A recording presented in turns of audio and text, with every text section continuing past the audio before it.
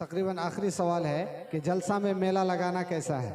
جلسہ میں میلہ، اب یہ آخری سوال مولانا جلدی میں چھوڑ دوں کیونکہ یہ اس علاقے میں وہی زیادہ رہتے ہیں بھیا۔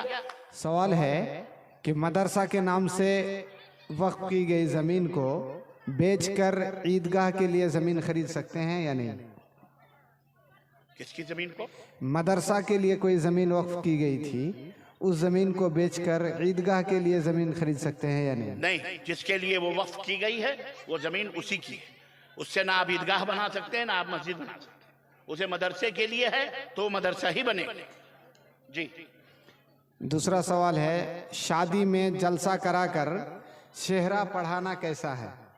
شادی میں جلسہ کرا کر شہرہ پڑھانا، شعر وغیرہ پڑھاتے ہیں، قوالی پڑھاتے ہیں وغیرہ۔ اچھا مطلب شادی میں جلسہ، اگر ولیمہ کا موقع ہے، ولیمے کے اندر لوگ جمع ہوتے ہیں اور شورا حضرات بلائے کچھ خوشی میں صحرا وغیرہ پڑھتے ہیں تو کوئی بری بات تو نہیں ہے، اگر اس کے اندر بہت زیادہ کوئی غلو نہ ہو۔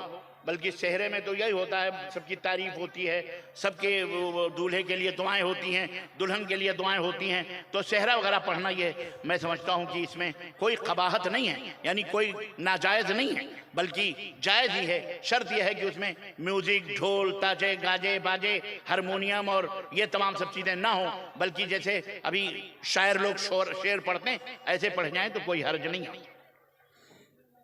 دور حاضر میں سیمانچل میں، ہمارے اس علاقے میں شادیوں میں لوگ لڑکی والوں سے جہیز کے طور پر رقم وصول کرتے ہیں، یہ کیسا ہے؟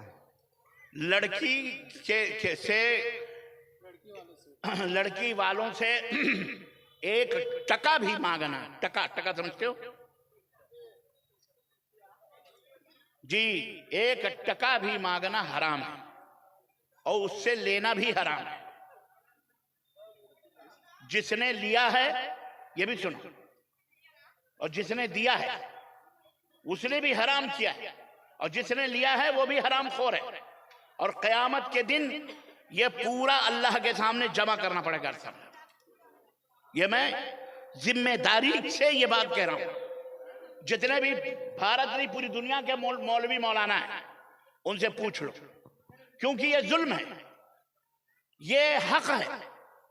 جہیز کی شکل میں جو پیسہ یا جو مال یا جو گاڑی یا جو کچھ لی جاتی ہے ایک بیٹی کو دینے کے لیے، مجھے آپ ایک بات بتائیے، باپ نے دیا ہے، باپ کبھی مجبور ہو کے دیتا ہے اور کبھی کچھ باپ بڑے شان والے، غرور والے ہوتے ہیں تو فضول خرچی کرتے ہیں اور اپنی شان کے لیے دیتے ہیں، دونوں حرام ہیں۔